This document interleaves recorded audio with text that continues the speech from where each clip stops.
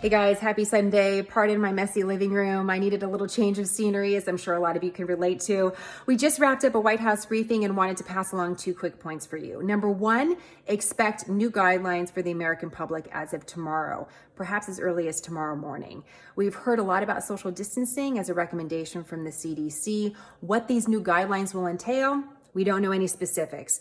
Some of the guidelines we've seen in other places in the world, for example, in Europe, included shutting down bars or restaurants and issuing certain travel restrictions, even within a country like Italy.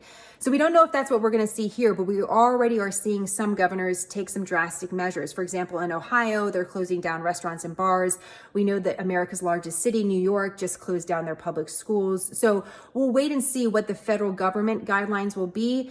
The president did mention potential travel bans domestically or travel restrictions. So these are some things we could think about, but we'll know more tomorrow morning. In addition to this, the second point, the Secretary of Health and Human Services, Secretary Azar, said something very profound about what we've learned from China. He said when it comes to keeping the public and communities safe, the big lesson from China is that when you get positive patients with COVID-19, it's important to isolate them. I'm sure you saw reports of China building makeshift hospitals or apartment buildings. He said that was actually really important. How that looks stateside, we don't know, but he did make that point today.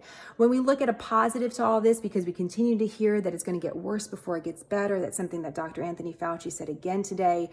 Something you should know is that the government does believe they'll have nearly 2 million tests available by next week. It's not going to happen all of a sudden. They're going to need to ship gear and supplies, but that's where we're moving. And in some cases, in certain testing areas, they may be able to do 2,000 to 4,000 tests in that particular area. So that gives you an idea of what they're preparing for. That's what they talked about today. So those 2 points are really important, plus the new testing. As soon as the new guidelines come out, I'll make sure you know exactly what they are. In the meantime, questions or comments, let me know.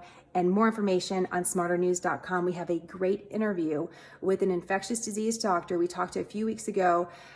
It's very interesting, his updates and his experience with a COVID-19 patient. So I'll have that for you tomorrow on the website, on social media, and beyond. Have a great night, guys.